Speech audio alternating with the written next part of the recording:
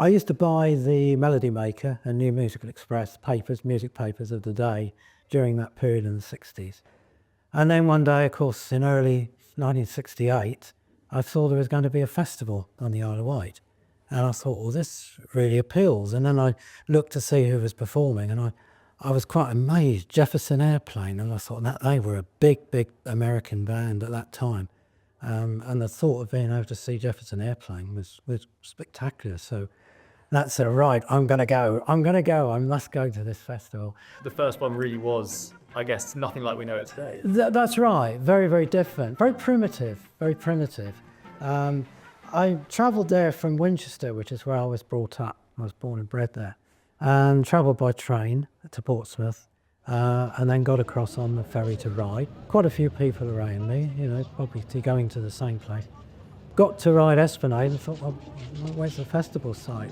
And I saw a little A-frame that said, festival buses this way. And I thought, well, this is it. Because I went on my own. This is a strange thing.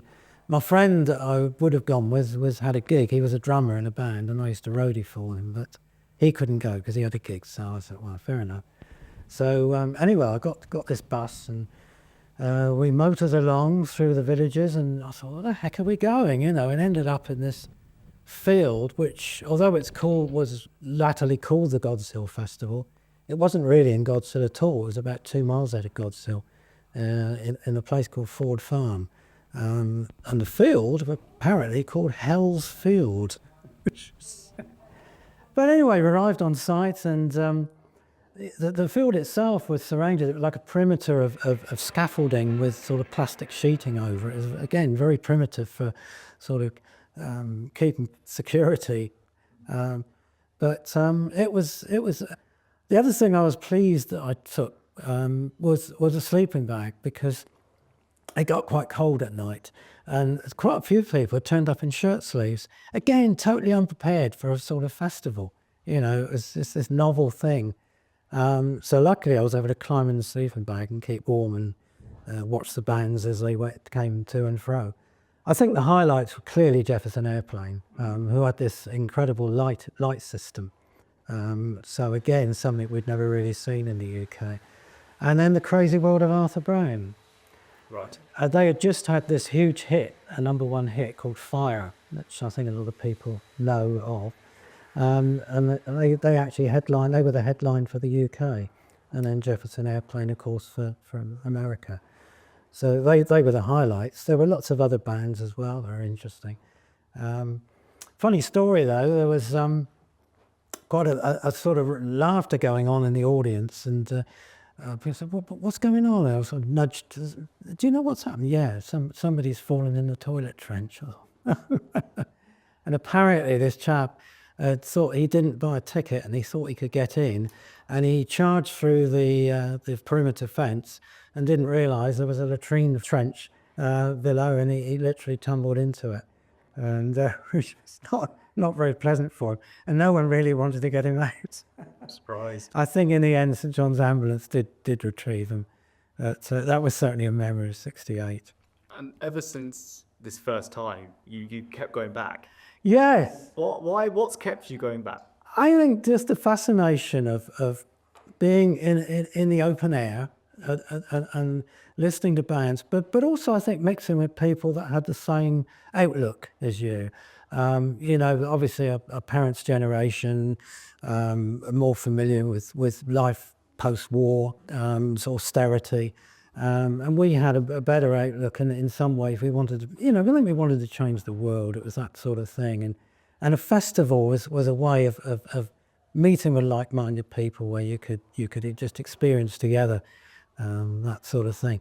And I think as the festivals grew, that came to prominence. You've been to every one. I mean, how has it changed over the years? What kind of things have you seen change? How has it evolved? It's changed in many ways. As I mentioned earlier, the thought was that as young people, we could change the world, for want of a better expression, with new ideas and new ways of looking at things. And I think music festivals were reflected that. In the discussions that were had, there were many people there that were like members of CND and organisations like that, really. And I think too, the other thing you'll notice when you look at crowd scenes from the early festivals, and this is true in 1969 and 1970 as well, you'll see everyone sat down. They're sat down and they're focused on the music. They want to hear the lyrics of the bands. What are they singing about? What are they telling us? And that's a difference then, whereas now it's more about the entertainment. You know, they want to be entertained. They want broader experience.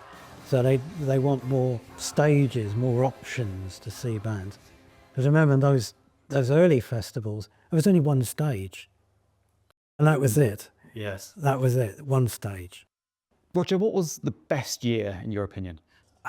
I think I've got to say 2 years actually.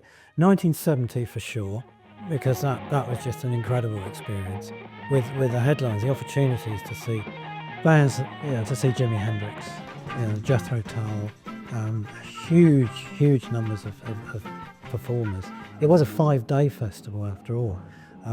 The poster will suggest it was only 3 days, but there were 2 warm-up days, which were announced in the music press sort of just before the festival. So it was a case of 5 days in the arena, which was fun. It was expensive. We thought expensive at the time. I mean, it was £3 admission, but that was at that time. That was almost half of my week's wages. But worth every penny. But worth every penny.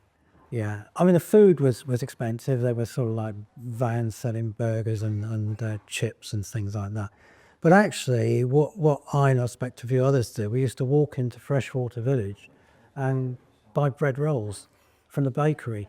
And literally, we lived on bread rolls for the whole weekend, And there was a lot of sharing going on. There were people that had Primus stoves, and they probably had baked beans or sausage or something. So, here, you can dip your bread into our baked beans if you like. So that sort of sharing element was prevalent. So those years kind of stick out for you for... They do. Those. But that's so I would say 1970, but I would also say 2004. Okay. Now, although the new festival started again in 2002, which was a 1-day festival, which Robert Plant headlined, but 2004 was great. On the Saturday, The Who performed, and they were absolutely brilliant. It was a fantastic performance. Of course, they'd played in 1970 as well, so it was quite a good connection. And then David Bowie headlined on the Sunday. A rare chance to see David Bowie because he hadn't really performed very much at all. But thankfully, John Giddins was able to, from Solo, was able to persuade him to do the set, which was absolutely brilliant. Yeah. So it's very hard to choose. I would pinpoint those, and if I had to say another one, it would probably be 2007. Okay. The Rolling Stones headlined. But the great thing for some of us, and a lot of us, was Amy Winehouse, who had done a set earlier in the day, actually got on stage with Mick Jagger and they duetted. No, they haven't done that anywhere else. So that was the only time that's ever happened. So again, a memorable event. But so many bands we've done, Fleetwood Mac, Bruce Springsteen. I mean, it's a wonderful heritage, really. But I think 2004 was really when it really took off. You've been to every Isle of Wight festival. Nobody else, we think, has done that. How does it make you feel to know you've been to every single one? I suppose it's quite a thing, really. I suppose in some respects I've never really thought about it. But yeah, I suppose being possibly the only one, let's see, someone else may come out of the woodwork. Yeah. Is there anyone, we talked before this interview, there might be someone else who might have been to almost everyone. Yes. Is there anyone else you can think of who may also have been to every single one or close to you? I don't think there is, I certainly, Brian Hinton, the chair here of the Julia Margaret Cameron Trust, he's didn't go to the first 2, but he's been to every one since, so I suspect he's the second one. I've not come across anybody yet who has been to them all. I know 1 or 2 that have been to all the new festivals, including my partner, Bobby. So she's been to every one since 2002. But she was too young to go to the first 3. Roger, who was the best performer out of all the festivals you've been to? I know that is a horrible question. Who gave the best performance, do you think? My goodness. My goodness. That's a difficult one. The most dynamic was The Who. 1970. Sad to say, Jimi Hendrix wasn't that good, really. I had the good fortune to have seen Jimmy back in 1968, not at the festivals, it was at the Marquee in London, and he was amazing. But he was very tired and very drawn, and he wasn't at his best. It was great to see him, fantastic.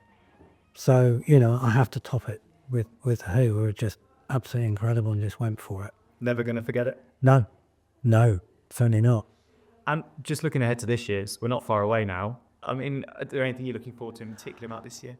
I actually know these days, and I've done this probably for 2 or 3 years now, not so much to always be at the main stage, but to see what's going on the other stages, to discover new performers, new bands. You know, I mean, I was brought up on rock music or psychedelic rock music and, you know, the acid folk and this sort of stuff. So I tend to look at the smaller stages and really enjoy those. And you can get a little bit more close up. Okay. You know, which again is an advantage. You're kind of getting these new talents. Yeah, that's right. That's right. And I like to do that and see new people that are coming onto the scene. For someone who may not have been to the Isle of Wight Festival before, this year could be their first festival they're going to. What's your advice for them? Enjoy it because it will be a wonderful experience for you. You'll probably find that there are lots of people there that you will mix with. You'll talk to people. You'll make friends. You know, and that's what it's about. It's a community. You know, go there and enjoy it. Don't drink too much because you won't enjoy it. Get a good spot then. Get a good spot. Don't drink too much and just enjoy it. That's it. That's right. That's it. Yeah. Roger, thank you. Pleasure, Harry.